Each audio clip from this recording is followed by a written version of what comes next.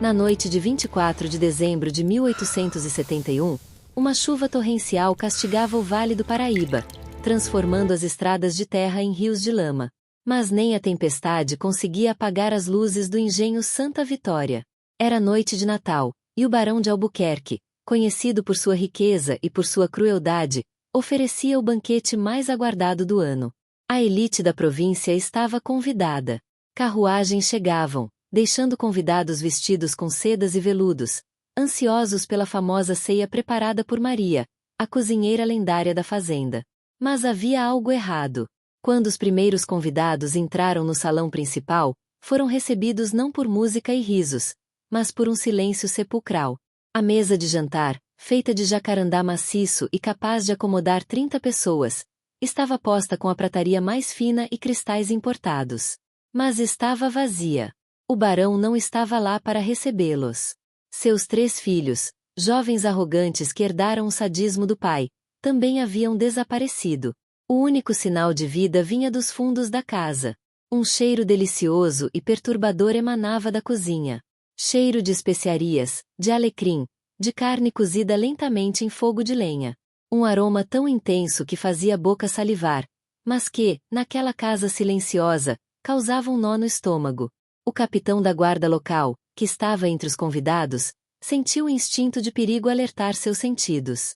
Ele sacou sua pistola e, seguido por 2 outros homens, caminhou em direção à cozinha. O corredor estava escuro. O som da chuva batendo no telhado abafava seus passos.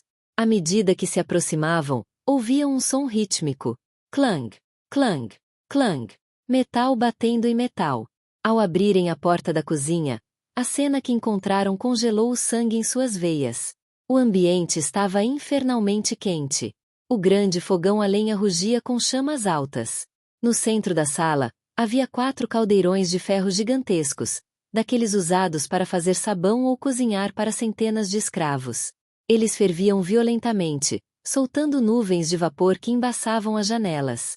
E no meio daquele vapor, estava Maria. Ela era uma mulher negra de idade indefinida, com cabelos brancos aparecendo sob o lenço e mãos calejadas por décadas de trabalho. Ela estava de costas para a porta, mexendo o conteúdo do maior caldeirão com uma concha de ferro enorme. Ela cantarolava uma canção de ninar. Uma música doce, lenta, que ela costumava cantar para os filhos do barão quando eles eram bebês. Maria, chamou o capitão, com a voz trêmula. Onde está o barão? Onde estão os rapazes? Maria parou de mexer. Ela se virou lentamente. Seu avental branco estava imaculado, sem uma gota de sangue. Mas seus olhos estavam vazios, como janelas de uma casa abandonada. Ela olhou para o capitão, depois para os caldeirões ferventes, e abriu um sorriso que não demonstrava alegria, apenas uma paz aterrorizante. Eles estavam com frio, capitão, disse ela, com a voz suave de uma avó. O barão sempre reclamava do frio no Natal. Então eu preparei um banho quente para eles. Um banho que nunca vai esfriar. O capitão se aproximou do primeiro caldeirão e olhou para dentro. O grito que ele deu ecoou por toda a fazenda, superando o barulho da tempestade. O que ele viu boiando naquele caldo fervente não era o jantar de Natal. Era o fim de uma dinastia. Para entender como uma mulher que dedicou 40 anos de sua vida a alimentar e cuidar daquela família chegou ao ponto de transformá-los em ingredientes de sua vingança, precisamos voltar no tempo. Precisamos entender quem era Maria e o que o barão de Albuquerque fez para quebrar o coração daquela que era considerada a alma do engenho Santa Vitória. Maria não era apenas a cozinheira. Ela era a mãe preta da casa. Trazida da África ainda menina, ela sobreviveu aos horrores da travessia e foi comprada pelo pai do atual barão. Desde cedo, mostrou um dom para a cozinha. Ela misturava os temperos da terra com os segredos de sua ancestralidade, criando pratos que eram famosos em toda a corte. Mas seu papel ia além do fogão. Quando a esposa do barão morreu no parto do 3º filho, foi Maria quem assumiu as crianças. O barão atual, Inácio, e seus 3 filhos, Pedro, Paulo e Tiago, cresceram no colo de Maria. Foi o leite dela que os alimentou quando bebês. Foram as mãos dela que curaram suas febres com chás e rezas. Foi no avental dela que eles choraram seus primeiros medos. Para os olhos de fora, Maria era da família. O barão gostava de dizer, em seus jantares, que Maria é como uma segunda mãe para mim. Ele lhe dava presentes, permitia que ela ficasse com as sobras dos banquetes e até lhe dera um quarto nos fundos da casa, longe da senzala comum. Mas essa proximidade era uma ilusão cruel. Maria sabia, no fundo de sua alma, que aquele afeto era condicional. Ela era amada da mesma forma que se ama um cachorro fiel ou um cavalo premiado. Ela era útil. Ela era confortável. Mas ela continuava sendo uma coisa. Uma propriedade. E Maria tinha sua própria família. Ela tinha uma filha, Rosa, que trabalhava na lavoura, e um neto recém-nascido, Gabriel. O pequeno Gabriel era a luz dos olhos de Maria. Todo o amor que ela fora obrigada a dar aos filhos do Senhor, agora ela podia dar ao seu próprio sangue. Nas horas vagas, ela corria para a senzala para segurar o neto, sonhando com o dia em que poderia comprar a liberdade dele com as moedas que escondia debaixo do assoalho da cozinha. Mas o ano de 1871 foi difícil para o açúcar. As dívidas do barão se acumularam. Ele precisava de dinheiro rápido para manter as aparências e oferecer o grande baile de Natal. E no mundo frio e calculista do barão de Albuquerque, sentimentos não pagavam contas. Uma semana antes do Natal, o barão tomou uma decisão que selaria seu destino. Ele precisava vender algumas peças para quitar uma dívida de jogo. Ele escolheu as mais saudáveis. As que valiam mais. Ele escolheu Rosa, a filha de Maria. E escolheu Gabriel, o bebê de colo. Quando Maria soube, ela não acreditou. Ela correu até o escritório do barão, invadindo o recinto sem permissão, algo que nunca fizera em 40 anos. Ela encontrou Inácio bebendo conhaque com seus 3 filhos, agora homens feitos, que riam de alguma piada. Maria caiu de joelhos. Ela lembrou ao barão que o amamentara. Lembrou que cuidara dele quando ele teve varíola e ninguém mais queria chegar perto. Ela ofereceu todas as suas economias de uma vida inteira. Por favor, senhor, ela implorou, beijando as botas dele. Venda a mim. Venda meus braços, minhas pernas. Mas não leve minha filha e meu neto. O menino é de peito ainda. Ele vai morrer longe da mãe. O barão olhou para ela com um misto de tédio e irritação. Para ele, aquela cena era constrangedora. Levante-se, Maria, disse ele, friamente. Não faça drama. O negócio já está fechado. O comprador leva os 2 amanhã cedo. E não se preocupe, você fica. Quem mais faria o meu peru de Natal? Os 3 filhos do barão, aqueles mesmos meninos que Maria ninara, riram. Deixe de choro, Maria, disse Pedro, o mais velho. Você faz outro neto. Escravo é o que não falta. Naquele momento, algo quebrou dentro de Maria. O som foi audível apenas para ela, como um cristal se estilhaçando no fundo de sua mente. Ela olhou para aqueles 4 homens. Ela não viu mais os meninos que criou. Ela viu monstros.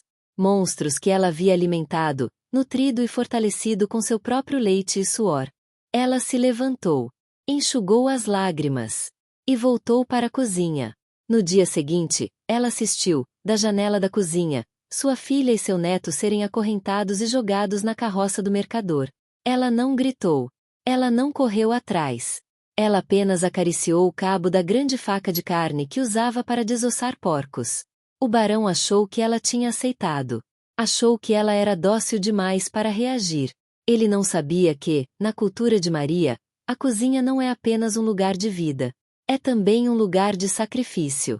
E o cardápio da ceia de Natal acabará de mudar. Nos dias que se seguiram à venda de sua filha e neto, Maria tornou-se uma sombra. Ela não chorou mais. Não implorou. Não gritou. Ela voltou para a cozinha e trabalhou com uma eficiência assustadora. O barão de Albuquerque, em sua arrogância cega, interpretou aquele silêncio como resignação. Viram? Disse ele aos filhos durante o café da manhã. Negros são como crianças. Choram por um brinquedo quebrado, mas esquecem no dia seguinte se você lhes der um doce. Ele não podia estar mais errado. Maria não havia esquecido.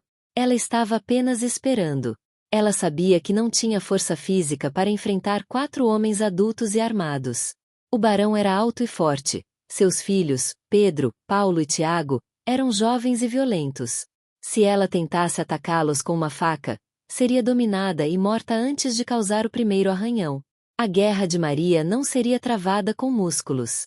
Seria travada com química. Durante 40 anos, Maria foi a guardiã da saúde daquela família. Ela conhecia cada erva da mata, cada raiz, cada folha.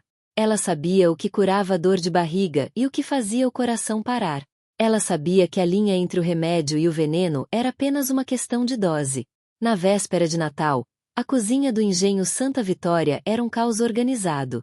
Leitões eram assados, perus eram recheados com farofa de castanhas, doces de ovos eram enrolados.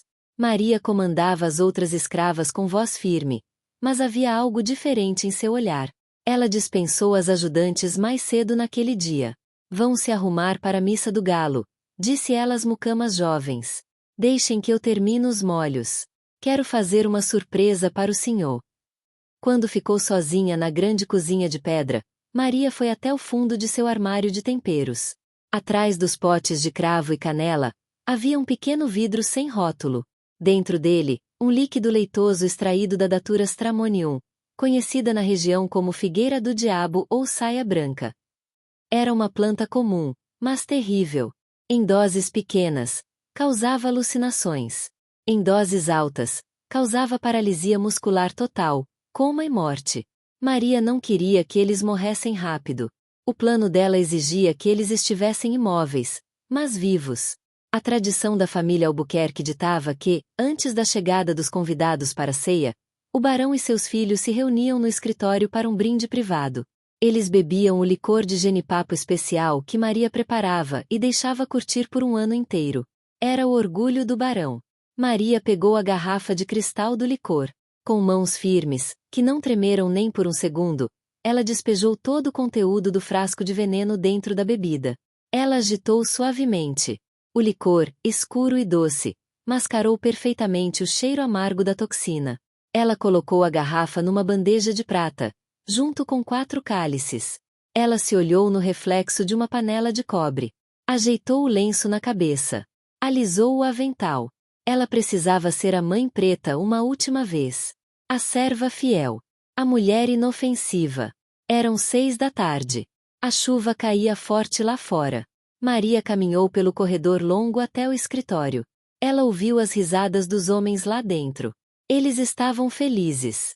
Tinham se livrado das dívidas vendendo a família dela e agora iam celebrar o nascimento de Cristo. A hipocrisia daquilo fez o sangue de Maria ferver, mas seu rosto permaneceu uma máscara de serenidade. Ela bateu na porta. Entre, Maria! Gritou o barão, jovial. Ela entrou. O escritório estava quente, iluminado pela lareira. O barão estava sentado em sua poltrona de couro. Pedro e Paulo limpavam suas armas de caça. Tiago, o mais novo, fumava um charuto. Trouxe o licor do senhor, disse Maria, baixando a cabeça. Para aquecer o peito antes da festa. Ah, Maria! Você é uma santa! Exclamou o barão, levantando-se. O que faríamos sem você?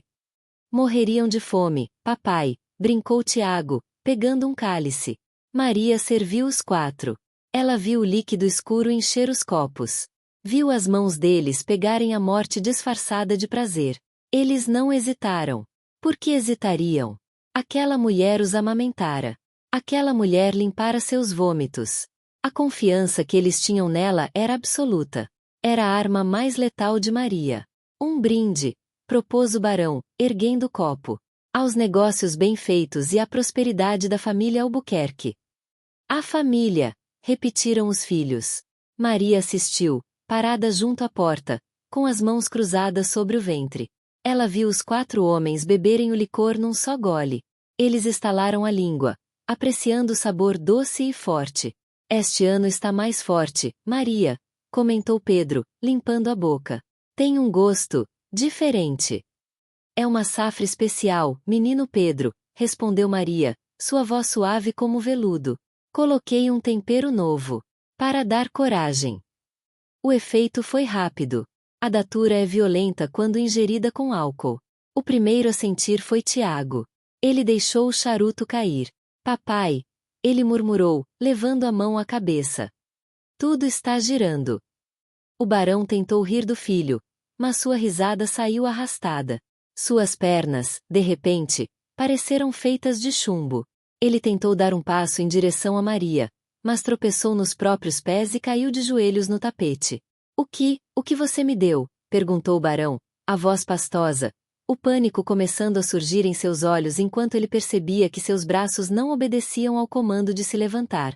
Pedro e Paulo tentaram pegar as armas que estavam sobre a mesa, mas seus dedos estavam dormentes. Paulo caiu sobre a mesa, derrubando o tinteiro. Pedro escorregou pela parede até o chão, olhando para as próprias mãos como se elas não lhe pertencessem. Em menos de 5 minutos, os 4 homens mais poderosos do engenho estavam no chão. Eles não estavam inconscientes. Seus olhos estavam abertos, arregalados de terror. Eles podiam ver, podiam ouvir, mas seus corpos eram prisões de carne inerte. Maria desencostou da porta. Ela caminhou até o centro da sala. Ela olhou para o barão, que estava de joelhos, babando, tentando falar, mas conseguindo apenas emitir grunhidos. Ela se agachou na frente dele. Pela primeira vez em sua vida, ela olhou nos olhos dele de igual para igual. Não havia ódio no rosto dela. Havia apenas uma frieza abissal. "O senhor disse que eu ficava para fazer o peru de Natal", disse ela, acariciando o rosto paralisado do barão como uma mãe faria com um filho doente. "Mas o senhor esqueceu de comprar o peru. A despensa está vazia." Ela se levantou e olhou para os 3 filhos caídos. "Mas não se preocupe, senhor. Eu sou uma boa cozinheira. Eu sei improvisar. A carne já está aqui. Só falta temperar." O barão tentou gritar, mas sua garganta estava fechada. Ele entendeu. Naquele momento de clareza terrível, ele entendeu o que ia acontecer. Maria foi até a lareira e pegou o atiçador de ferro. Ela não ia matá-los ali. Isso sujaria o tapete. E a cozinha? A cozinha era o reino dela. Era lá que a justiça seria servida. Ela agarrou o barão pelo colarinho de sua camisa de seda. Apesar da idade, anos de trabalho pesado haviam dado a Maria uma força surpreendente, e o corpo do barão, mole e sem resistência, deslizou fácil pelo assoalho encerado. "Vamos, meninos", disse ela, arrastando o pai deles para fora do escritório. "O banho está pronto." Lá fora, a chuva continuava a cair, abafando qualquer som. E na cozinha, os 4 caldeirões de água já estavam fervendo, soltando vapor, esperando pelos ingredientes principais da ceia macabra de Maria. O corredor que ligava o escritório à cozinha era longo e de pedra fria, mas para o barão de Albuquerque, aquele trajeto pareceu uma descida interminável aos círculos do inferno.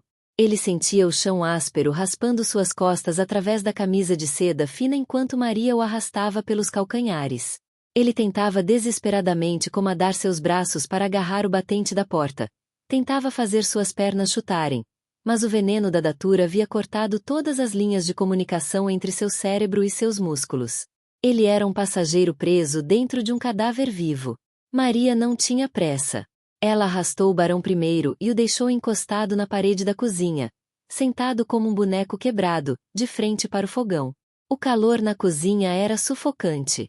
As chamas na fornalha rugiam, lançando sombras dançantes nas paredes fuliginosas.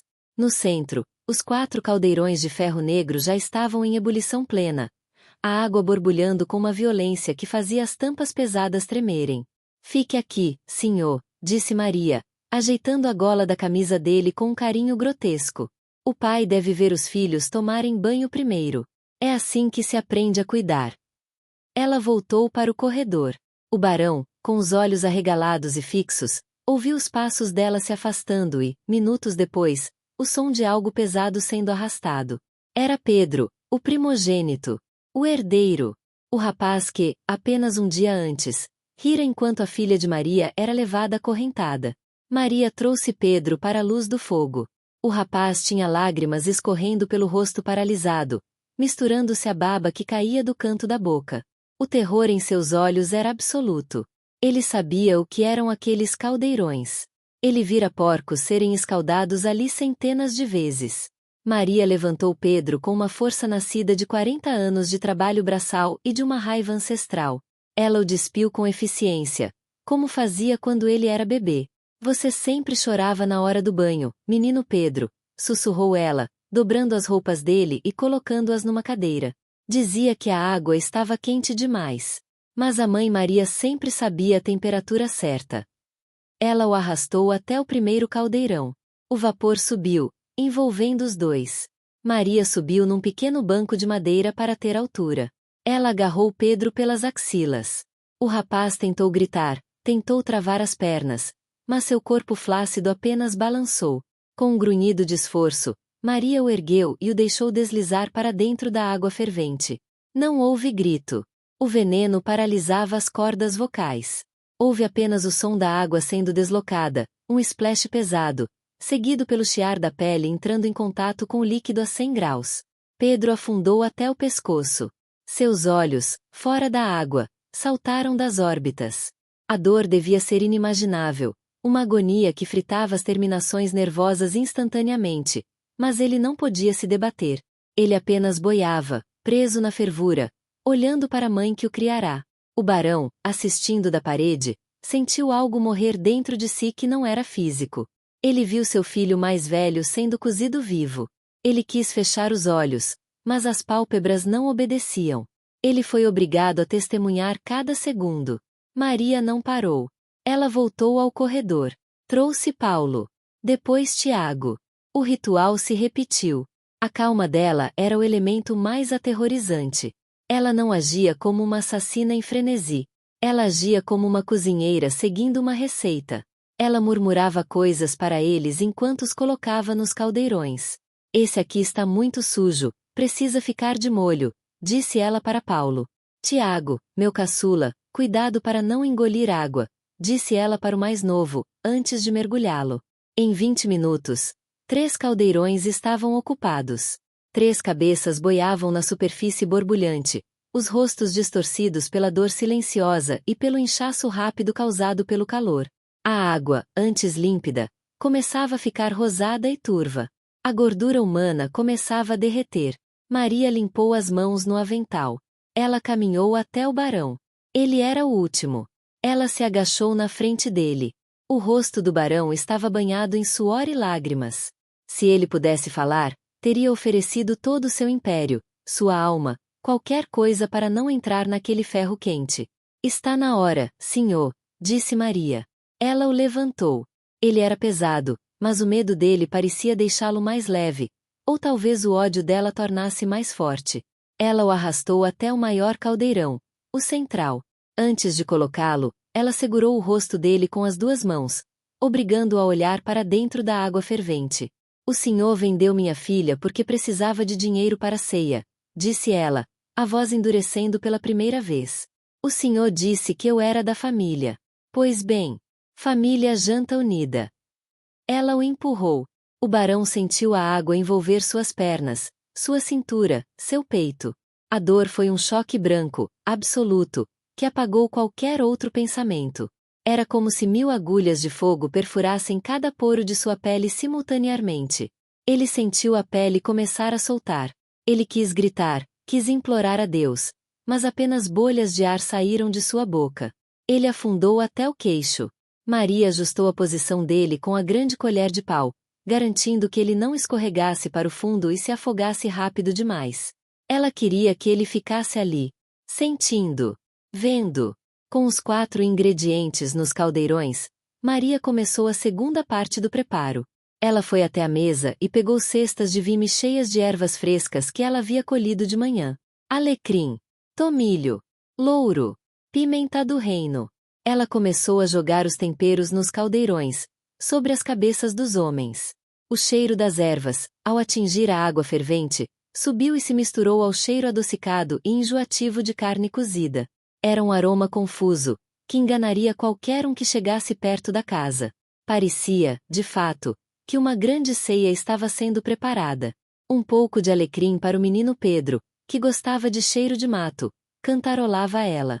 Pimenta para o barão, que tinha o gênio forte. A cena era dantesca. 4 homens conscientes, paralisados, sendo cozidos lentamente em uma cozinha iluminada por fogo e relâmpagos, enquanto uma senhora idosa os temperava como se fossem gado. O tempo passou. A pele dos rostos começou a mudar de cor, ficando cinzenta e soltando-se dos ossos. Os olhos, cozidos nas órbitas, ficaram brancos e cegos. Mas, incrivelmente, o veneno e o choque mantinham seus corações batendo. Eles ainda estavam vivos. Era uma agonia que desafiava a biologia, sustentada apenas pelo horror. Maria puxou uma cadeira de balanço para o meio da cozinha. Ela sentou-se, de frente para sua obra. Ela estava cansada. Seus braços doíam pelo esforço. Mas seu coração estava leve. Pela primeira vez desde que sua filha fora levada, o nó em seu peito se desfez. Ela olhou para o relógio de parede. Eram quase 8 da noite. Os convidados começariam a chegar em breve. A elite da província. Os amigos do barão. Aqueles que compravam as peças que ele vendia. Maria sorriu. Ela se levantou, foi até o armário e pegou a grande concha de servir sopa. A visita vai chegar com fome, murmurou ela para o barão, cuja cabeça pendia agora para o lado. A vida finalmente começando a se esvair. E seria falta de educação não oferecer um prato quente. Ela não ia fugir. Fugir era para quem tinha medo ou culpa. Maria não sentia nenhum dos dois. Ela ia esperar. Ela ia servir a ceia. E ela ia garantir que ninguém no Império jamais esquecesse o Natal do Engenho Santa Vitória. Lá fora, o som de carruagens começou a ser ouvido através da chuva. Os convidados estavam chegando.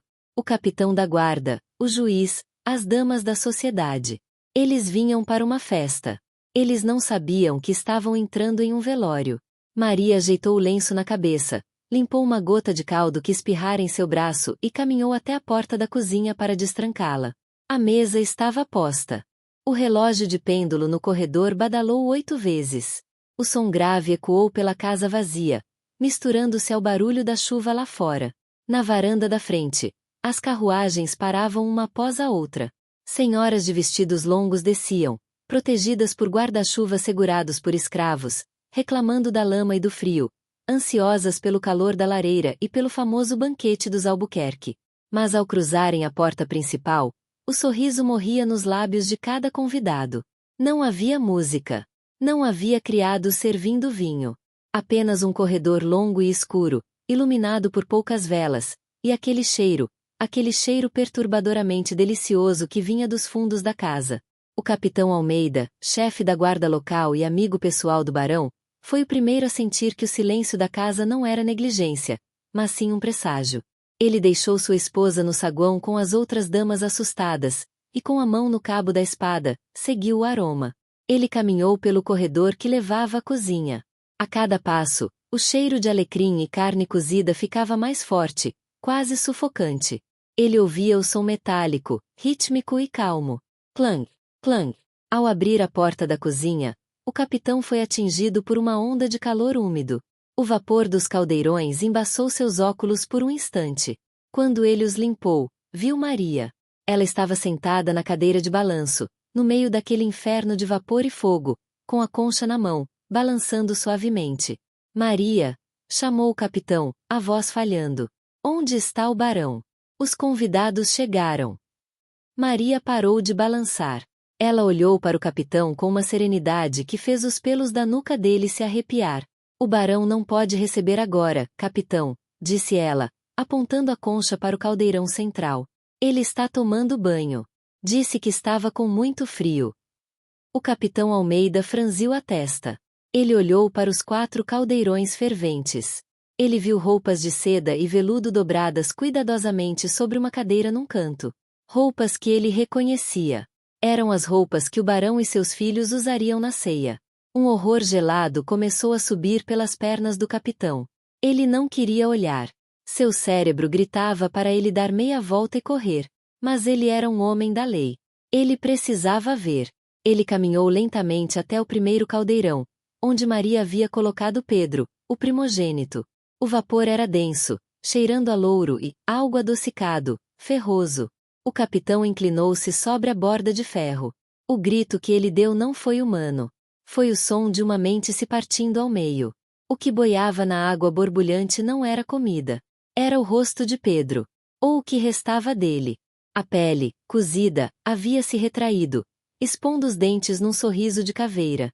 Os olhos, brancos e cegos pelo calor, pareciam encarar o capitão através da fervura. O corpo do rapaz, inchado, girava lentamente com o movimento da água, batendo nas laterais do caldeirão. O capitão recuou, tropeçando nos próprios pés, e vomitou no chão de pedra. Meu Deus! Meu Deus do céu! Ele balbuciava, tentando limpar a imagem de sua mente. Maria não se moveu. Ela continuou sentada, observando o desespero dele com curiosidade infantil. Está bem temperado, não está, capitão? Perguntou ela. O menino Pedro gostava de louro. Eu pus bastante. O capitão sacou sua pistola, mas suas mãos tremiam tanto que ele mal conseguia segurá-la. Ele apontou para Maria. Sua demonia. O que você fez? O que você fez com eles? Eu fiz o jantar, respondeu Maria, levantando-se devagar. Eles comeram a minha filha. Comeram o meu neto. Engoliram a vida deles para pagar dívida de jogo. Agora é a vez deles de alimentar a terra. Nesse momento, outros convidados, atraídos pelo grito do capitão, chegaram à porta da cozinha. Houve uma cacofonia de horror. Mulheres desmaiaram. Homens correram para fora, passando mal. O caos se instalou no engenho Santa Vitória. Mas Maria não tentou fugir. Ela não correu para a porta dos fundos. Ela não pegou uma faca para lutar. Ela simplesmente caminhou até o caldeirão central, onde o barão estava, e começou a mexer o caldo novamente. A carne está soltando do osso, capitão, murmurou ela, alheia aos gritos ao seu redor. Está quase no ponto. O capitão Almeida, recuperando um fragmento de sua coragem, avançou e golpeou a mão de Maria com o cabo da pistola, fazendo a concha voar longe. 2 outros homens correram e a seguraram, torcendo seus braços para as costas. Maria não resistiu. Ela deixou que a algemassem. Ela não parecia sentir dor. Enquanto a arrastavam para fora da cozinha, passando pelos corpos de seus senhores cozidos, ela olhou para trás uma última vez. Não deixem queimar, disse ela aos guardas. O barão odeia carne queimada. Ela foi levada para fora, para a chuva. A água fria lavou o suor e o vapor de seu rosto. Ela foi jogada na parte de trás de uma carroça de prisioneiros, acorrentada como um animal perigoso. A notícia do banquete canibal, como os jornais chamariam erroneamente, já que ninguém comeu nada, espalhou-se como pólvora. Antes do amanhecer, toda a província sabia. O barão de Albuquerque e seus 3 filhos haviam sido fervidos vivos pela cozinheira de confiança. O engenho Santa Vitória foi isolado. Ninguém queria entrar lá. Os corpos tiveram que ser retirados dos caldeirões com ganchos de ferro, pois a carne se desfazia ao toque. Eles foram enterrados em caixões lacrados, sem velório, pois o cheiro e a aparência eram insuportáveis demais até para os coveiros mais experientes. Maria foi levada para a prisão de segurança máxima da capital da província. Ela foi colocada em uma cela solitária, no subsolo, acorrentada à parede. O governador queria um julgamento rápido e uma execução pública para dar o exemplo. Eles precisavam mostrar que qualquer escravo que levantasse a mão contra seu senhor teria um fim terrível. Mas Maria não estava com medo. Na escuridão úmida de sua cela, ela dormiu o sono mais tranquilo de sua vida. Ela sonhou com sua filha Rosa e seu neto Gabriel. No sonho, eles estavam livres, correndo em um campo verde, longe de chicotes e dívidas. Quando o interrogador entrou na cela na manhã seguinte, esperando encontrar uma mulher quebrada e chorosa, encontrou Maria sentada no chão, desenhando figuras na terra com o dedo. Você sabe que vai morrer, mulher? Perguntou o interrogador. Você sabe que vai para a forca? Maria levantou os olhos. Havia uma dignidade nela que fez o homem recuar um passo. Eu já morri, moço, disse ela. Morri no dia que levaram meu neto. O que vocês vão matar na forca é só a casca. A alma já está paga. O julgamento foi marcado para 3 dias depois. Seria o evento do século. A elite queria sangue. Os escravos, em sussurros nas senzalas, queriam um milagre. Maria tornou-se, em questão de horas, o maior pesadelo dos senhores e a maior lenda dos oprimidos. Mas o destino, ou talvez a mesma força que guiou a mão de Maria com o veneno, tinha um final diferente planejado. Um final que privaria a multidão de seu espetáculo e transformaria Maria em algo muito mais perigoso do que uma mártir. Um fantasma. O dia da execução amanheceu cinzento sobre a capital da província. Uma multidão se aglomerava na praça central, diante do cadafalso de madeira recém-construído. A elite escravocrata estava lá em peso, vestindo preto, exigindo vingança pelo barão. Os escravos e libertos também estavam lá, nas bordas da praça, silenciosos, rezando por aquela que ousara levantar a mão contra a ordem estabelecida. O governador queria um espetáculo. Ele ordenou que Maria fosse trazida em uma carroça aberta, para que todos pudessem ver o rosto do monstro antes que a corda quebrasse seu pescoço. Às 6 da manhã, o carcereiro-chefe, acompanhado por 2 guardas e um padre, desceu as escadas de pedra úmida que levavam à cela solitária no subsolo. O corredor cheirava mofo e urina, o odor habitual daquele lugar de sofrimento. Mas, à medida que se aproximavam da porta de ferro da cela de Maria, o cheiro mudou. O padre foi o primeiro a parar, farejando o ar. "Vocês sentem isso?" perguntou ele. Não era cheiro de morte. Era cheiro de alecrim. Fresco, intenso, como se alguém tivesse acabado de colher um ramo no jardim. O cheiro de tempero de domingo. O carcereiro, irritado, destrancou a porta pesada com estrondo e entrou, gritando para a prisioneira se levantar. Mas sua voz morreu na garganta. Maria estava deitada no catre de palha. Suas mãos, que haviam sido acorrentadas à parede, estavam estranhamente relaxadas ao lado do corpo. As correntes estavam intactas, os grilhões fechados em seus pulsos, mas ela parecia descansar com conforto impossível para aquela posição. "Levante-se", ordenou o guarda, cutucando-a com a bota. Maria não se moveu. O padre se aproximou e tocou a testa dela. Estava fria. Não o frio da morte recente, mas o frio de uma pedra que nunca viu o sol. Ele buscou o pulso. Nada. O coração de Maria havia parado. "Ela está morta", anunciou o padre, fazendo o sinal da cruz. O carcereiro ficou furioso. "Como? Ela estava viva ontem à noite. Quem a matou? Quem tirou o prazer da forca?" Eles revistaram a cela. Não havia veneno. Não havia marcas de estrangulamento. Não havia sangue. Maria não tinha cometido suicídio, pelo menos não de forma física. Parecia que ela tinha simplesmente decidido ir embora.